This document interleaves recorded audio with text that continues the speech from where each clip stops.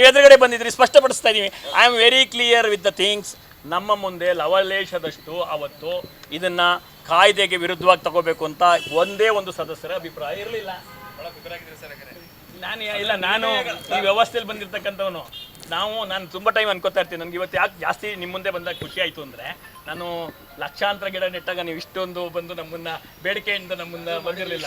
ಈಗ ಬಂದು ಅಲ್ಲ ಮಾಡಿದ್ದೀರಿ ಈ ಥರ ಈ ರೀತಿ. ಇವತ್ತು ತುಂಬ ಅಂದರೆ ಕಾತುರತೆ ನಿಮ್ಮ ಇದೆಯಲ್ಲ,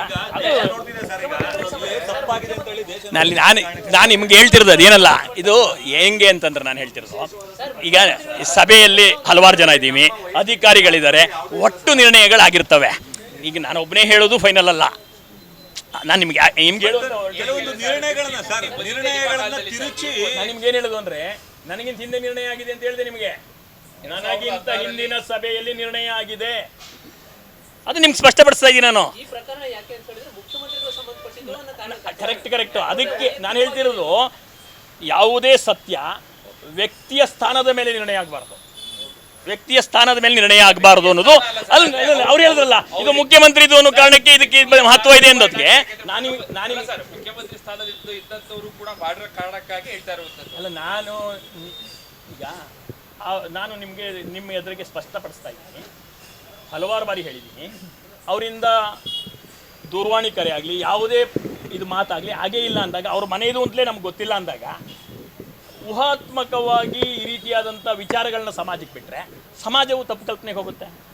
ಆ ಥರ ಆಗಬಾರ್ದೇ ನೋಡ್ಕೋಬೇಕಾದ ಜವಾಬ್ದಾರಿ ಮಾಧ್ಯಮದ ಮೇಲೂ ಇದೆ, ಎಲ್ಲರ ಮೇಲೂ ಇದೆ. ನಾನೇನು ಹೇಳ್ತಿರೋದು, ನಾನು ಲೋಪ ಯಾರೋ ಮಾಡಿದ್ರೆ ಅದಕ್ಕೆ ಯಾರಿಗೋ ಬರೆ ಹಾಕೋಕ್ಕಾಗಲ್ಲ. ಲೋಪ ಮಾಡಿದವ್ರು ತೀರ್ಮಾನ ಆಗುವವರೆಗೆ ಈ ರೀತಿ ಪ್ರಕರಣ ಇದೆ ಅಂತ ಹೇಳಿ ಲೋಪ ಅನ್ನೋದು ಗೊತ್ತಾಗೋದು ಯಾವಾಗ? ತೀರ್ಮಾನ ಆದಾಗ, ತೀರ್ಪು ಬಂದಾಗ. ಅದುವರೆಗೆ ಹೀಗಿದೆ ಅನ್ನೋದು ಬಿಟ್ಟು ಸಾಕಷ್ಟು ತೀರ್ಪು ಬಂದಂಗೆ ಆಗ್ತಾ ಇರ್ತಕ್ಕಂಥದ್ದು. ಆ ಸ್ಥಾನದಲ್ಲಿ ಇರ್ತಕ್ಕಂಥವ್ರಿಗೆ ಪಾಪ ನೋವಾಗುತ್ತೆ. ಅವ್ರನ್ನ ತೇಜೋದಯ ಮಾಡೋಕ್ಕೆ, ಅವ್ರ ಸ್ಥಾನದಿಂದ ಇಳಿಸ್ಲಿಕ್ಕೆ ಹೋರಾಟ ನಡೀತಿದೆಯಾ ಅಂತ ಅನ್ಸುತ್ತಲ್ಲ, ಅದನ್ನು ನಿಮ್ಮ ಗಮನಕ್ಕೆ ತಂದೆ ಅಷ್ಟೇ.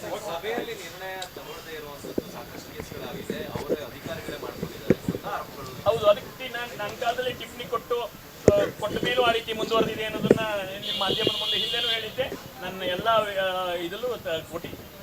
ಸರ್, ಎಲ್ಲ ರೀತಿಯ ತನಿಖೆ ಎದುರಿಸಲಿಕ್ಕೆ ರೆಡಿ ಇದ್ದೀರಿ ಸರ್? ಇಡಿ ಎಲ್ಲ ರೀತಿ ಅಂತಂದರೆ ಅದ್ರಲ್ಲೇನು ವಿಶೇಷ ಇರುತ್ತೇನೋ? ಇದೊಂದು ತನಿಖಾ ಸಂಸ್ಥೆ, ಅದು ಇನ್ನೊಂದು ತನಿಖಾ ಸಂಸ್ಥೆ. ಈ ಎಲ್ಲ ರೀತಿ ಅನ್ನೋದ್ರಲ್ಲಿ ಬೇರೆ ಏನಿರಲ್ಲ.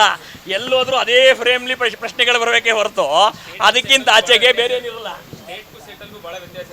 ನಿಮಗೆ ಇವೆಲ್ಲ ಏನು ಗೊತ್ತಾ? ಹಾಗಿದ್ರೆ ನಿಮ್ಗೆಲ್ಲೋ ಅನುಮಾನ ಇದೆ, ಯಾರೋ ಒಬ್ರು ದುರುದ್ದೇಶವಾಗಿ ಮಾಡ್ತಾರೆ, ಇನ್ನೊಬ್ರು ಸಮಾಧಾನ ಮಾಡ್ತಾರೆ ಅಂತ ಏನಾದ್ರು ಇದೆಯಾ? ಸ್ಟೇಟ್ಗೂ ಸೆಂಟ್ರಲ್ಗೂ ವ್ಯತ್ಯಾಸ ಇದೆ ಅಂತ ಅಲ್ಲ ನಿಮ್ಮ ಪ್ರಶ್ನೆ ನಾ ಹೇಳ್ತಿರೋದು. ಹಾಗೆ ಇದೆ ನಿಮ್ಮ ಅಭಿಪ್ರಾಯ ಆಗಿದ್ರೆ ನಿಮ್ಮಿಂದ ತಿಳಿದಿರೋ ವಿಚಾರವನ್ನ ನಾನು ಮುಂದೆ ಇನ್ನಷ್ಟು ಅಪ್ಡೇಟ್ ಮಾಡ್ತೀನಿ.